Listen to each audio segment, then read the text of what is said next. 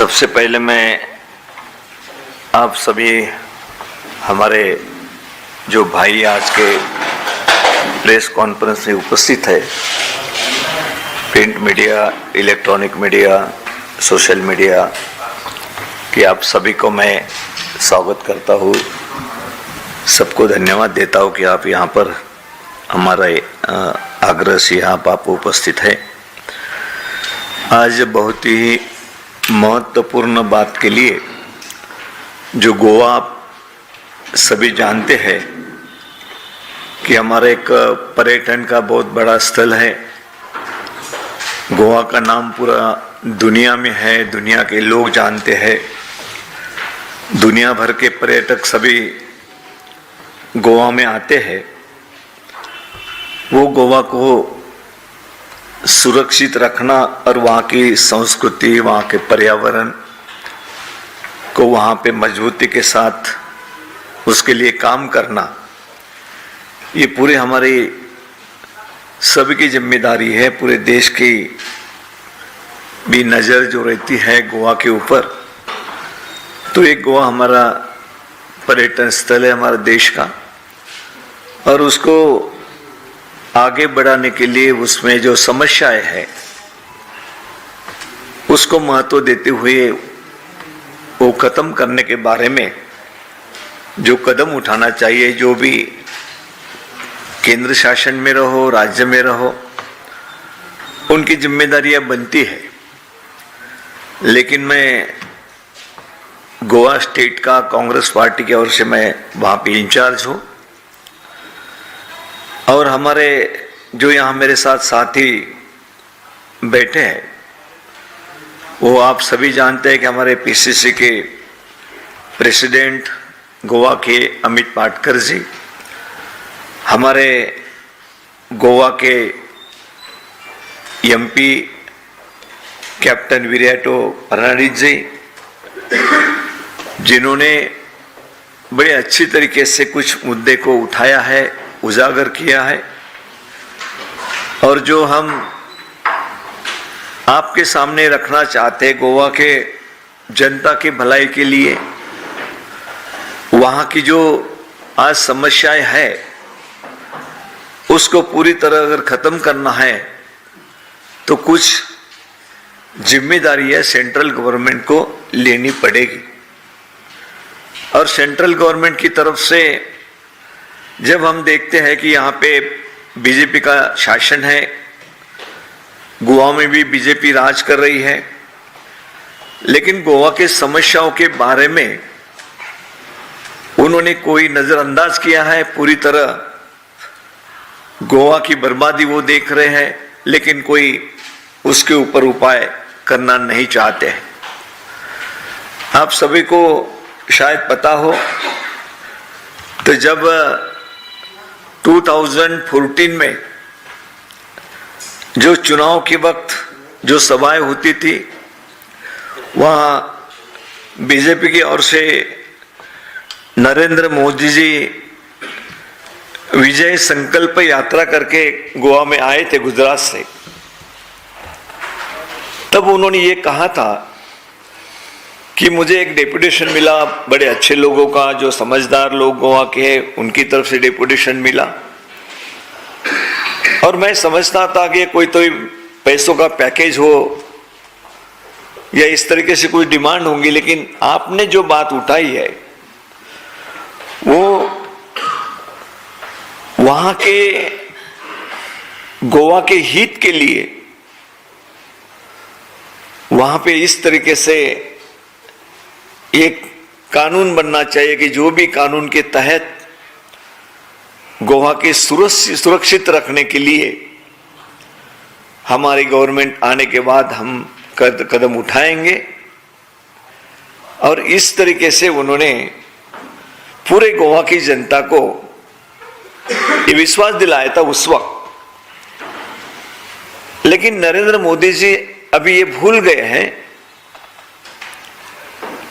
उन्होंने जो वायदे गोवा की जनता को किया था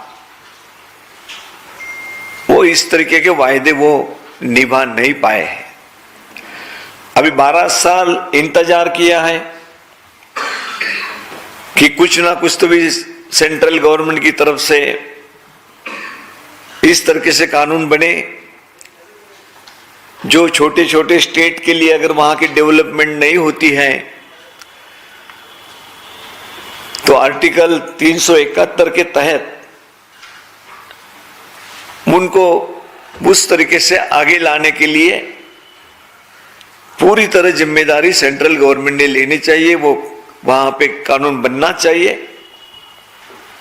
लेकिन हम देखते हैं कि वहां इस तरीके का अभी तक 12 साल में कोई कदम सेंट्रल गवर्नमेंट की तरफ से, बीजेपी की ओर से, मोदी जी की ओर से नहीं उठे।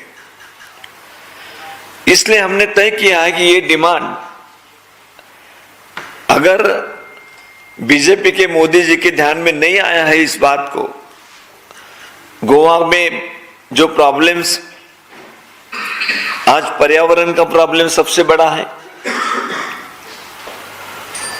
वहां की संस्कृति पूरी तरह खत्म की जा रही है,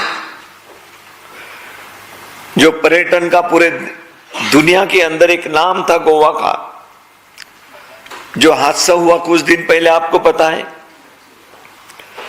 जो 25 लोग उसमें मारे गए थे, कोई भी लाइसेंस नहीं, मुख्यमंत्री जी की तरफ लाइसेंस देने के पूरी तरह होम डिपार्टमेंट होने की वजह से उन्हीं की तरफ वो डिपार्टमेंट है। 25 लोग मरे हैं लेकिन उसके ऊपर कोई कार्रवाई नहीं। अधिकारी के ऊपर कार्रवाई करने के लिए, इंक्वायरी करने के लिए एक मैजिस्ट्रेट इंक्वायरी उन्होंने दी है। आप सभी जानते हैं कि मैजिस्ट्रेट इंक्वायरी का मतलब है कलेक्टर लेवल के भी नीचे का कोई अधिकारी वो इंक्वायरी करे, वो मैजिस्ट्रेट होता है। उसमें हमने डिमांड की है कि सीबीआई इंक्वायरी होनी चाहिए। क्यों नहीं करते हैं? क्योंकि होम डिपार्टमेंट सीएम की तरफ है, उसकी वो जांच नहीं करना चाहते हैं। लोगों के मन में शंका है पूरी तरह। ऐसी बहुत सारी बातें, बेरोजगारी के बारे में बातें हैं, वहां का पूरी तरह जो संस्कृति थी, वहां की कल्चरल था, वो पूरी तरह खत्म होने के कंगार पे है। और ऐसे इसमें सेंट्रल गवर्नमेंट कोई ध्यान नहीं दे रही है। तो इसलिए हमारे जो एमपी साहब है गोवा से, उन्होंने संसद में, पार्लियामेंट में ये जो बिल लाया है, अपने जो अधिकार प्राप्त है, जो हम प्राइवेट बिल डाल सकते हैं, उसके तहत उन्होंने बिल लाया है कि जो बाकी छोटे छोटे स्टेट को, महाराष्ट्र जैसे स्टेट को भी कुछ वहां की डेवलपमेंट नहीं हुई थी, विदर्भ मराठवाड़ा के लिए 371 का वहां पे कानून संविधान के तहत लागू किया है। तब से वहां पे उसके तहत डेवलपमेंट होती है, गवर्नर की तरफ वो अधिकार आ जाते हैं वहां डेवलपमेंट करने के लिए। उसी तरीके से हमारे एमपी, गोवा के एमपी ने, कैप्टन विराटो फर्नांडिस जी हमारे एमपी है, उन्होंने प्राइवेट बिल डाला है 371 ये आए, क्यों अलग अलग नंबर दिए जाते हैं, उस तरीके से बिल के तहत उन्होंने बहुत सारी बात ये की है कि अभी इस किसी भी हालत में ये बिल मंजूर होके गोवा की जनता की सुरक्षा होनी चाहिए, गोवा की सुरक्षा होनी चाहिए। और उसी के तहत उन्होंने बिल डाला है और सभी को उन्हें आग्रह भी किया है, सभी एमपीज को, कि गोवा के हक के लिए, गोवा की समस्या छुड़ाने के लिए तो आर्टिकल 371(1) ये पार्लियामेंट में मंजूर होनी चाहिए। और इसके लिए पीसीसी प्रेसिडेंट भी यहां पर है। हमने ठान लिया है कि भी किसी भी हालत में ये गवर्नमेंट ने या आर्टिकल 371 कलम जो है वो लागू करना चाहिए और गोवा की जनता को वहां पे न्याय देना चाहिए। ये हमारी डिमांड है। नहीं तो आगे का पार्टी लेवल के भी प्रोग्राम हम आगे उसके तहत हम लेंगे। अभी मैं हमारे एमपी साहब यहाँ पे कैप्टन विराटू फर्नांडिस जी हैं, वो यहाँ पे बात करेंगे। मोदी जी का वीडियो। हाँ, एक मिनट में मैं मोदी जी ने जो कहा था उसका वीडियो भी छोटा आपको 30 सेकंड में दिखाना चाहता हूं। वो थोड़ा स्टार्ट कीजिए थोड़ा। मैं जब एयरपोर्ट पे आया तो एक डेलीगेशन मुझे मिलने आया था। गोवा के कुछ प्रतिष्ठित लोग थे। उन्होंने मुझे एक मेमोरेंडम दिया। उस बात का जिक्र हमारे आदरणीय मुख्यमंत्री मनोहर जी ने भी किया। उन्होंने कहा साहब गोवा को स्पेशल स्टेटस मिलना चाहिए। मैं थोड़ा चौंक गया क्योंकि हमारे देश में स्पेशल स्टेटस का मतलब होता है रुपये दे दो, पैकेज दे दो, पैसे दे दो। उन्होंने मेमोरेंडम देने के साथ मुझे कहा मोदी जी हमें पैसे नहीं चाहिए, हम पैसों के लिए स्पेशल स्टेटस नहीं मांग रहे। और जब मैंने उनको सुना मुझे उन आए हुए सभी प्रतिनिधियों के प्रति गर्व महसूस हुआ, मुझे आदर हुआ उनके प्रति। उन्होंने कहा हमें स्पेशल स्टेटस चाहिए हमारी गोवा की आइडेंटिटी के लिए, हमें स्पेशल स्टेटस चाहिए गोवा के पर्यावरण के लिए, हमें स्पेशल स्टेटस चाहिए गोवा की परंपराओं के लिए। भाइयों बहनों, ये नया नजरिया है, स्वागत योग्य नजरिया है और आपकी इस भावनाओं का आदर करना वो सौभाग्य, मुझे गर्व होगा दोस्तों, गर्व होगा।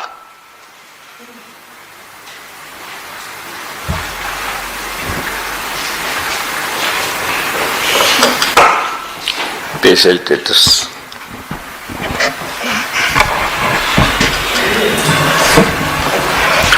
Thank you, sir. Whatever Sir Thackeray sir has just told, before telling about this special status bill, which is a constitutional amendment what we have asked, we have to recollect that Goa got liberated in 1961. In 67, the then Prime Minister of India, the Iron Lady, late Srimati Indira Gandhi, had the opinion poll, and on 16 Jan 1967, we ensured that Goa remained a separate entity. In 1987, late Prime Minister Sri Rajiv Gandhi gave us the statehood. He put a stamp on the very identity of Goa and also ensured Konkani language as the official language of the state. So this is the contribution of the Congress party and the leaders in saving the identity of Goa. अभी problem क्या हुआ है जो हम देख रहे हैं, that under this 12 years of the BJP rule at the center and 14 साल at the state level, the so-called double engine sarkar, there is a tremendous destruction of Goa by market forces, I will say channeled and navigated by the BJP. They have taken away our 6 rivers in 2016.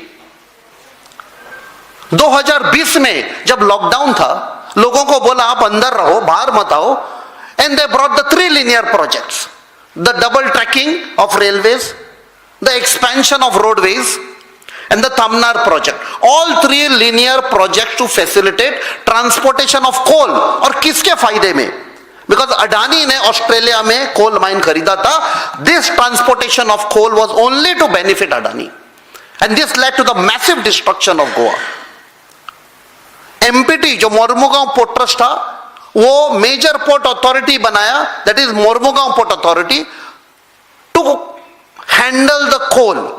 And जो गोवा हम लोग बोलते हैं paradise on earth, उसको आज कोल hub बनाने की full कोशिश चल रही है.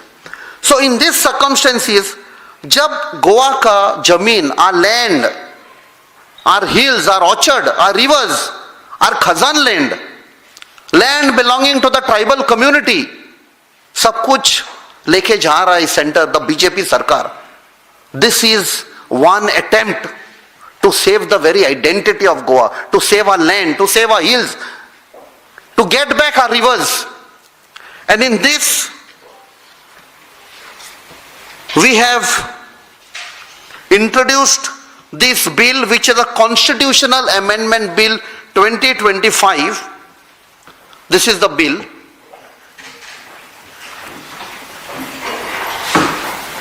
In which, जो सर ने बोला, जब कॉन्स्टिट्यूशन बनाया था, there was Article 371 that was introduced, and Article 371 is a safeguard to each state to save their identity, to save their land, the tribal land, their culture, their tradition. और उसी series में 371 में गोवा का आता है 371I, और जो मैंने अमेंडमेंट अभी इंट्रोड्यूस किया है bill, it will be 371IA, 371IA. और इसमें this will be a constitutional guarantee, जिसमें we have defined that there will be a council, sustainable development council, GSDC, Goa sustainable development council. Because जितना भी अभी बचा है, हमारी जमीन, हमारे rivers, forest, hills, orchard land, agricultural land, जो बार बार कायदा लाता है, जो हमारा पीसीसी प्रेसिडेंट बताएंगे, amendment to the regional plan, amendment to TCP act 1974, just to facilitate, जो मैंने मार्केट फोर्सेस बोला था, जो बैग्स लेके आते हैं पैसों के गोवा में, उनको हेल्प करने के लिए एक कायदा बार बार चेंज कर रहे हैं गोवा असेंबली में with a brute majority by buying MLAs. And this is when we bring this amendment, when we have that council, whichever sarkar is there in Goa, they will have to work within the realms of this Article 371IA. We have defined a council. जैसा council है for different states. These constitutional guarantees are there for Sikkim, Himachal, Mizoram, Arunachal. For the first time, we are bringing this constitutional amendment. It has been introduced on 5th December 2025, and we are very hopeful that this bill will be passed in the Lok Sabha as well as Rajya Sabha. We have been meeting various members of Lok Sabha, opposition parties, and they have been very, very positive on this. So this is a detailed bill. We will be sharing with you a copy of this. इसमें everything we have defined, be it the rights of the traditional communities, rights of the fishermen, rights of the scheduled tribe, rights of the scheduled caste, OBCs, हमारे जो traditional festivals है, शिगमो है,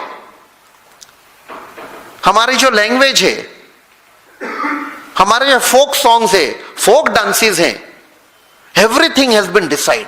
the very identity of Goa, the definition of who is a Goan, उसको हम लोगों ने पूरा define किया है. And that is what is important, क्योंकि अगर एक गोवन, जिसको हम गोयकार बोलते हैं, वो गोयकार नहीं बचा तो गोवा नहीं बचेगा. And a culture which is the rich culture of Goa, जो गोइंकारपन बोलते हैं. When we include all these particular things, the culture, tradition, heritage, our folk dances, religious festivals, we call it a dais. In Cockney, dais is a very rich word. It encompasses everything that Goa stands for. So we will be sharing this bill with you. I now request our PCC President, Shri Amit Patkar, to speak on the bill. धन्यवाद captain Viriato Fernandes जी. हमारे in charge AICC के in charge Shri Manikrao Thackeray ji ने starting में एक video play किया और उन्होंने 2014 में नरेंद्र मोदी जी जब गोवा आए थे, जब उन्होंने गोवा वासियों को जो वायदा दिया था कि वो जब चुन के आएंगे वो स्पेशल स्टेटस बिल लाएंगे और उनका वो सौभाग्य होगा. एक्चुअली हमारा दुर्भाग्य है कि पिछले 12 साल, सेंटर में 12 साल और स्टेट में 14 साल, ये डबल इंजन की सरकार ने पूरे गोवा को बर्बाद किया. जो हमारे सांसद है जिन्होंने ये कॉन्स्टिट्यूशनल अमेंडमेंट बिल 2025 जो लाया है, मुझे लगता है कि आज ये बिल का महत्व क्या है. Goa what this special status bill will protect Goa. I think it is very important and so that we should understand. Now this Goa special status issue is a constitutional warning from India's smallest state facing one of the largest development. Goa is being pushed beyond its ecological and social carrying capacity, and existing laws have clearly failed. ये bill which is coming to the parliament because policy of the state government has failed in Goa. Regulations have failed and the political will has failed the people of Goa. अगर हम tourism versus population अगर हम आंकड़ा देखेंगे तो आज रफली गोवा का पॉपुलेशन करीबन 16 लाख है, और अगर एनुअल टूरिस्ट इनफ्लो अगर हम देखेंगे सो दैट इज रफली about 1.08 crores, which is roughly about 7 to 8 times the resident population of Goa. For months every year, Goa functions with a floating population larger than any Indian major cities across the country. No states that small can absorb this pressure without constitutional protection. Expecting Goa to do so is administrative negligence. अगर हम migration versus demographic change अगर देखेंगे तो आज native Goa के जो वासी हैं वो आज हाफ द परमानेंट पॉपुलेशन हो चुके हैं. This is not about hostility to migrants, it is about land access, it is about cultural survival. जो हमारे एमपी साहब ने बोला, हमारा दाइज प्रोटेक्ट करने की आज जरूरत है. इकोनॉमिक डिस्प्लेसमेंट, ये जो उन्होंने बिल लाया है, this will not exclude anyone but it will protect those who are being erased by the policy silence. आज गोवा का लैंड डिस्ट्रक्शन अगर हम देखेंगे, लैंड एंड अर्बनाइजेशन अगर देखेंगे तो गोवा के टोटल लैंड इज रफली about 3,702 square kilometers. 62% of Goa is already urban, one of the highest urbanization rates in across India. But आज अगर हम गोवा की जमीन अगर देखेंगे तो land is being asked to serve tourism, housing, infrastructure, migration and industry. When land is finite and demand is unlimited, only the constitution can act as a regulator to protect the interests of Goa and to protect the people of Goa. आज उन्होंने बोला कि double engine की सरकार के तहत गोवा में environmental destruction हो रहा है. गोवा में अगर हम देखेंगे तो करीबन 160 किलोमीटर की कोस्ट लाइन है. फॉरेस्ट कवर देखेंगे तो 2,219 square kilometre, which is 60% of the geographical area. मैं कुछ फैक्ट्स तो आपके सामने रखना चाहता हूं. लास्ट ईयर जब सेंटर ने जब डेटा रिलीज किया था तब एक डेकेड का, that is from 2010 to 11, the Goa's total tree cover was 334 square kilometer, and by 2021-22, the total tree cover has fallen down to 258 square kilometers. Matlab 76 square kilometers forest has been cut in 1 decade, which is roughly about 22%. Now why these forests are cut? Forests are cut because, as our member of parliament said, that आज गोवा में this government is trying to convert Goa into a coal hub. When peak COVID time पे जब 3 linear projects तब लाए गए, तब जब लोग अंदर, जब लोगों को बोला गया कि आप घर में रहो, तब पूरे ट्रीज डिस्ट्रक्ट करके रफली अबाउट 76 स्क्वायर किलोमीटर्स के पेड़ काटे गए. अगर हम देखेंगे तो इको सेंसिटिव जोन स्पैनिंग रफली about 1460 square kilometres. Western Ghats देखेंगे तो करीबन 600 स्क्वायर किलोमीटर कवर करता है.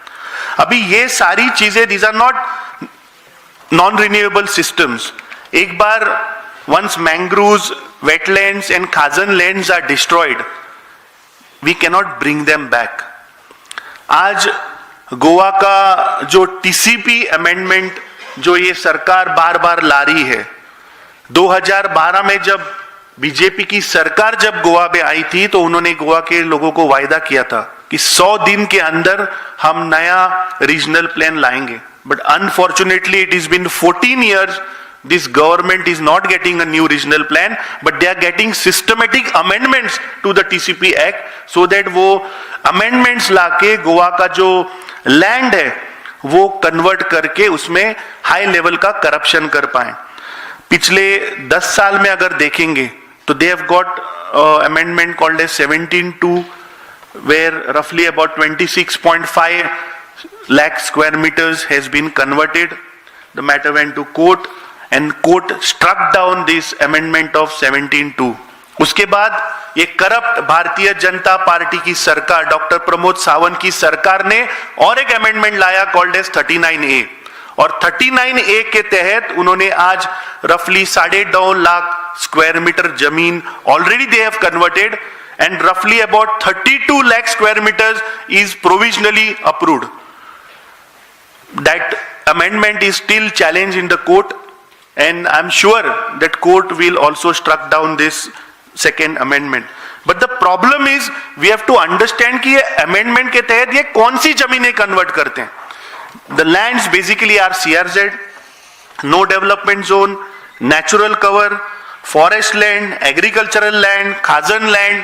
So all the lands which we need to protect, which will protect the identity of Goa, this corrupt BJP government is just about to sell the land of Goa. और roughly अगर हम आंकड़ा अगर देखेंगे, जो ये इन्होंने करीबन 68 लाख स्क्वायर मीटर्स जगह जो इलीगली गेटिंग दिस अमेंडमेंट जो कन्वर्ट की है, उसका रफली आंकड़ा 3,500 करोड़ रुपए का ये स्कैम है.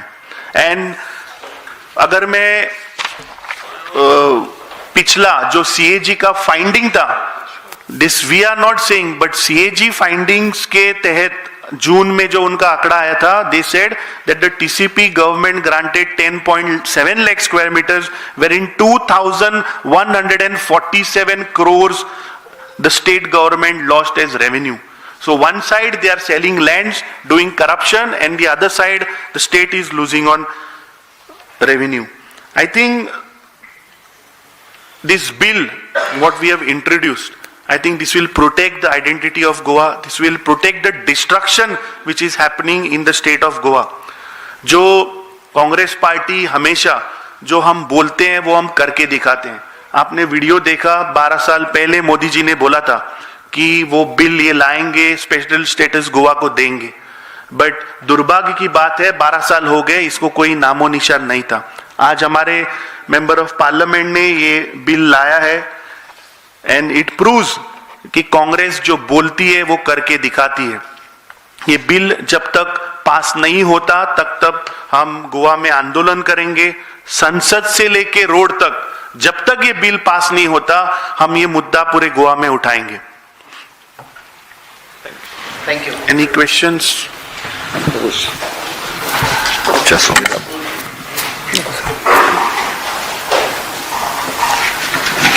Any questions?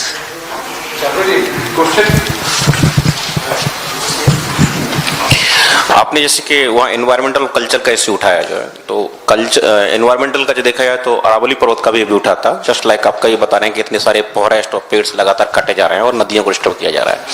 तो लेकिन आप इस आंदोलन को उठाने की बात कर रहे हैं, तो गोवा तक ही सीमित रखेंगे या इसको ऑल ओवर हर जगह जाकर के आंदोलन उठाएंगे? हमारे तो गोवा में टाइम एंड अगेन हम लोग ये आंदोलन उठाते रहते हैं, हम ये इश्यूज उठाते रहते हैं regarding land conversions. We have been taking up the issues in the streets of Goa, but we are getting this amendment in the constitution so that सांसद तक भी ये आवाज जाए. हम कॉन्स्टिट्यूशनल गारंटी आएगी, कोई भी सरकार आए in future, but there will be a constitutional border line. ये लिमिट के अंदर आपको काम करना पड़ेगा, जो भी सरकार है. मतलब आप इसको कोई भी कायदा नहीं लाएंगे फ्यूचर में डिस्ट्रक्शन के लिए. तो आपका आंदोलन का मुख्य उद्देश्य इस तरह का बिल पास कराना है? हाँ, and also stop the destruction. Sir एक मिनट, जो एमपी साहब ने जो बिल संसद में लाया है, वो बिल अभी तक जो बातें नहीं हुई है जो गोवा के लिए जरूरी है, ये संसद में पास होना चाहिए, ये हम उम्मीद करते हैं. क्योंकि जिस आधार पे मोदी जी ने, बीजेपी सरकार ने कहा था कि हम जरूर इस तरीके का पैकेज देंगे, लेकिन अभी तक नहीं दिया है. और जिस तरीके से पूरे गोवा में वहां पे कल्चर रहो, पर्यावरण की बात रहो, सब पूरा डिस्ट्रॉय हो रहा है. तो उसको बचाने के लिए हमको संसद में, तो पार्लियामेंट में हमारे एमपी लड़ रहे हैं, बिल वहां इंट्रोड्यूस किया है, लेकिन हम स्टेट लेवल पे भी, जो कांग्रेस पार्टी की ओर से भी, उसको मजबूती के साथ वो आगे बढ़ाएंगे. किसी भी हालत में ये मंजूर होना चाहिए और इसी के तहत गवर्नमेंट को हम ये दिखाएंगे ये करना जरूरी है. इसलिए हम आंदोलन वहां पे भी स्टेट लेवल पे खड़ा करेंगे. अगर गवर्नमेंट नहीं करती है, जल्द से जल्द फैसला नहीं करती है, तो फिर हमको आगे कदम आंदोलन की वाही करना पड़ेगा. वो गोवा के अंतर्गत रहेगा, ये पूरे देश में करने की जरूरत नहीं रहती. गोवा स्टेट के लिए है, तो गोवा में हम वहां के जनता को साथ में लेकर हमारे सब कांग्रेस पार्टी वहां पे आंदोलन करेगी. हेलो, ठाकरे साहब और पाटकर साहब, तीनों लोगों से सवाल है कि जो स्पेशल स्टेटस बिल गोवा के मद्देनजर आपने पेश कर दिया है, गोवा की अनूठी पहचान और अव्यवस्थित विकास को बचाने के मद्देनजर जो मोटे तौर पे मैं समझ पा रहा हूं ये बिल है. आपने कहा कि सड़क से लेकर संसद तक संग्राम करेंगे, यलगार करेंगे, और इस पे सरकार के भी कई मंत्रियों ने, शायद श्रीपद नाइक की बात कर ले, मोटे तौर पर उन्होंने भी समर्थन देने की बात कही थी, लेकिन सदन के भीतर समर्थन उन्होंने नहीं किया है. राहुल गांधी, प्रियंका गांधी को खासतौर पे, और सोनिया जी को भी गोवा से बड़ा लगाव रहता है, लोग जाते रहते हैं. तो क्या राहुल जी और प्रियंका जी भी आपके इस संग्राम में कूदेंगे, और बीजेपी के भी कई मंत्रियों से, नेताओं से आप लोग बातचीत करने की कोशिश करेंगे?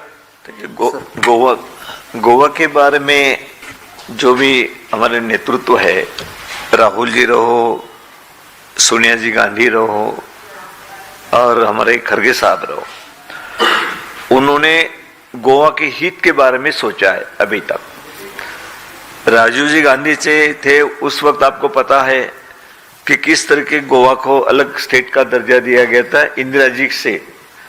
तो ये सभी बातें देखते हुए गोवा के बारे में उनका जो फीलिंग है कि गोवा की सिचुएशन जो है वहां पे बनाए रखने के लिए जो भी कानून बनाना जरूरी है वो बनाना चाहिए.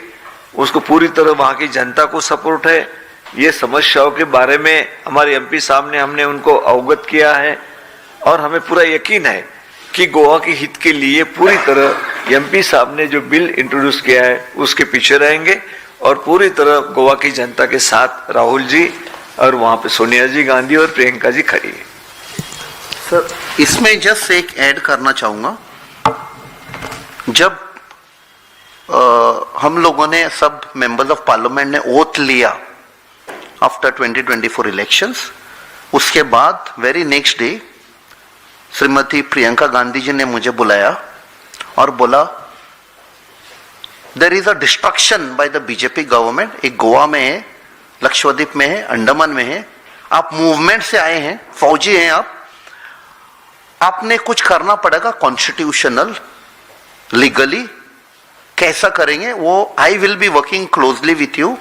और वहां से ये स्टार्ट हो गया। एंड बिफोर इंट्रोडक्शन ये बिल मैंने मैम प्रियंका से डिस्कस किया, she went through the entire bill, specially the constitution of the council कौन होना चाहिए। So she is directly involve in giving the final touch, is the clearance for the bill. Sir my question is to Goa MP mister Fernandes. Sir आपने बताया कि 3 linear projects जो गोवा के अंदर चल रहे हैं, आपने कहा कि वो अडानी को फायदा पहुंचाने के लिए और गोवा को कोल हब बनाने के लिए चलाए जा रहे हैं। And the second question is, आप जिस बिल की बात कर रहे हैं उससे अगर वो अमेंडमेंट होती है, लागू होता है, तो गोवा की गवर्नमेंट जिस तरीके से अभी फंक्शन कर रही है उसमें किस तरीके के चेंजेस आएंगे? ये जो 3 लीनियर प्रोजेक्ट्स है, double tracking of railways, expansion of roadways और Tamnar project, these are directly connected with the transportation of coal। पहला सरकार डिनाई कर रही है, अभी उन्होंने मान लिया already trains are going with coal to the other states. Mormugao port trust जो था उसको मोरमुगांव पोर्ट अथॉरिटी बनाया जब उन्होंने major port authority bill pass कर दिया। एक्सपांशन जो रोड्स हैं उसमें ट्रक्स में पूरा कोल जा रहा है एवरीडे। और तीसरा वेरी इंपॉर्टेंट जो मैंने बोला, 6 रिवर्स हमारे नवंबर 2016 में बीजेपी स्टेट सरकार ने सेंटर को नेशनलाइजेशन के नाम पे दे दिया, क्योंकि एमपीए जो मोरमुगांव पोर्ट अथॉरिटी जो अभी रिक्लासिफाइड है उसमें even after modernization they will not be able to handle the entire quantity of coal जो हमारे हिसाब से 136.1 मिलियन टन है। अभी 12-14 ऑलरेडी हो रहा है, more modernisation they maximum they can go to 52। So बाकी कैसा जाएगा? Road and the balance is by the road rivers. One more thing is Adani had bought this Carmichael mine in Australia, plus बाकी country से coal आता है empty में। Some years back उसको Krishnapatnam port दिया था, east coast of India, which was suppose to handle hazardous coal, hazardous cargo. तो वो छोड़ के वो गोवा में क्यों आ रहा है? गोवा का आइडेंटिटी क्या है? ब्यूटी, नेचुरल ब्यूटी, टूरिज्म, क्योंकि माइनिंग तो बंद कर दिया, एग्रीकल्चर वॉज डिस्ट्रॉयड, जो बचा है economy it is only tourism, वो भी डिस्ट्रॉय कर रहा है। अगर पूरा गोवा काला बन गया बिकॉज ऑफ कोल, कौन सा टूरिस्ट आएगा गोवा में? Now this constitutional guarantee is the state सरकार whichever may be, even if they have brute majority, जैसा अभी एमएलएस खरीदा, सब कुछ किया, to ensure they pass this amendments or whatever to the existing TCP Act, उसके बाद भी they will not be able to destroy because we are putting a constitutional guarantee। वह काउंसिल रहेगा जैसा मिजोरम में है, अरुणाचल में, हिमाचल, सिक्किम में जो कॉन्स्टिट्यूशनल गारंटी है, वो कॉन्स्टिट्यूशनल गारंटी हम लोग डाल रहे हैं, where representatives of different communities, traditional communities, scheduled tribe, scheduled caste, OBC, fishermen plus agriculture, उसमें सब्जेक्ट एक्सपर्ट्स रहेंगे, 10 सब्जेक्ट एक्सपर्ट रहेंगे। There will be 6 representatives of the central ministries, so it will be a very broad representation which will ensure that state sarkar will not be able to do any destructive policy in the state। Amit ji, जैसे अभी आपने कहा कि केंद्र सरकार गोवा के कोल land बनाना चाहती है, उस बीच कोयले के ट्रांसपोर्टेशन के लिए गोवा और कर्नाटक के बीच में जो सिंगल लाइन है केंद्र सरकार से डबल करने जा रही है, उस बीच में 26 किलोमीटर का एरिया ऐसा है जहां पर बाघ, तेंदुए, रीछ, भालू पाए जाते हैं। इसको लेकर भी स्थानीय लोगों ने काफी विरोध किया, इसमें कांग्रेस क्या करेगी? जो डबल ट्रैकिंग का जो मुद्दा है, in fact Congress is the only party who is fighting this on ground. जैसे उन्होंने बोला कि Goa is a tourism hub, और वहां पे जो पोर्ट था, अगर ये सरकार चाहती तो उस पोर्ट को ग्रीन पोर्ट बना सकती थी। बट ईस्ट कोस्ट छोड़ के just to cater Adani, just to help Adani, क्योंकि गोवा से लेके Karnataka, because majority of this coal is going to Karnataka, because all the steel plants, all the power plants are situated in centre of Karnataka. Freight cost from the east coast via Goa उनको करीबन 100 रुपए पर ton का फायदा है. बस अडानी को 100 रुपए पर टन फायदा करने के लिए मोदी सरकार ये डबल ट्रैकिंग का जो प्रोजेक्ट है वो गोवा में जानबूझ के जबरदस्ती डालने की कोशिश कर रही है. NGT and supreme court has already stayed, जो आपने 26 किलोमीटर का जो कॉरिडोर बोला है वो supreme court has already stayed. We are closely monitoring it, our people are fighting it in the court and we are fighting it on the ground also. करीबन 400 साल पुराने घर are getting destroyed in this double tracking. हमारे last election में भी ये manifesto में था कि हमारे जब लीडर राहुल गांधी जी जब गोवा आए थे, जब 2022 का जब चुनाव हुआ, तो उन्होंने कहा था कि जब हमारी सरकार बनेगी we will make sure that Goa doesn't become a coal hub.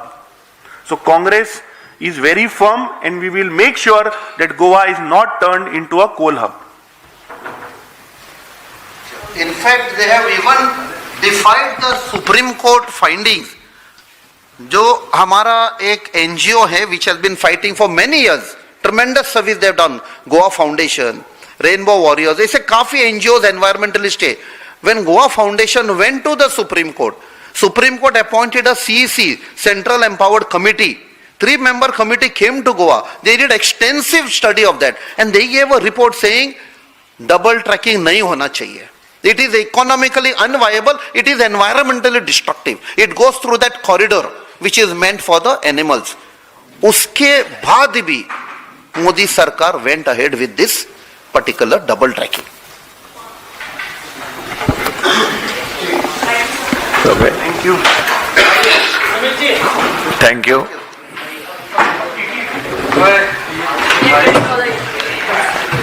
Hello. Good.